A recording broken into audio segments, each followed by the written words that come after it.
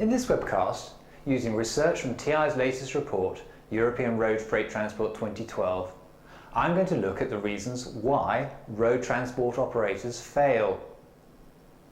By understanding the statistical links between a range of potential causal factors and bankruptcy, we are able to gain a good idea of the true influences on the state of the industry. Firstly, let's look at the rising cost of fuel. This, of course, is one of the biggest political issues which transport operators and governments face.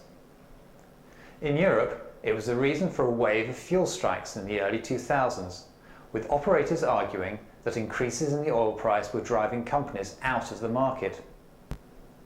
However, in actual fact, our research shows there is little evidence for this assertion.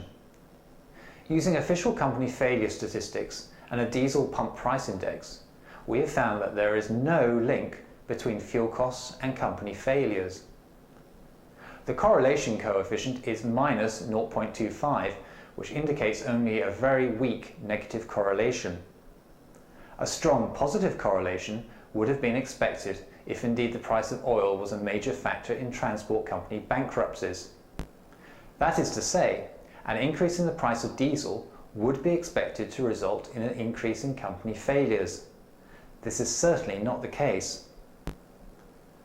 Consequently, we went further and investigated a link between interest rates and company failures. Many road freight operators are highly leveraged, leasing road transport assets or borrowing finance to buy them outright.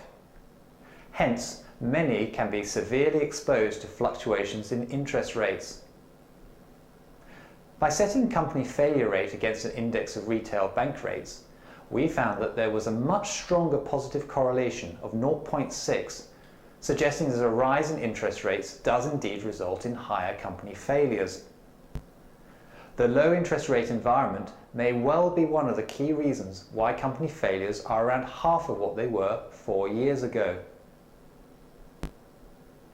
Rather than solely concentrating the link between cost pressures and company failures, the relationship between fluctuating freight volumes and bankruptcies was also tested. In this case, retail sales have been used as the indicator. The logic of this being that the higher the throughput of goods through retail outlets, the greater the demand for freight transport throughout the entire supply chain. Retail sales also take into account demand for imports. It transpires that there is indeed a high inverse correlation between retail sales and transport operator failures, minus 0.73. That is to say, the greater the level of sales, the less likely the instance of bankruptcies.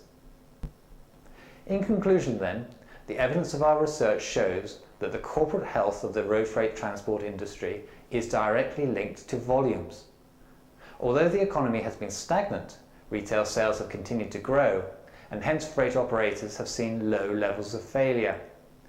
They have coped with higher oil prices by passing these on through higher rates, and a low interest rate environment has proved benign. For more information about European Road Freight Transport 2012, visit the Transport Intelligence website.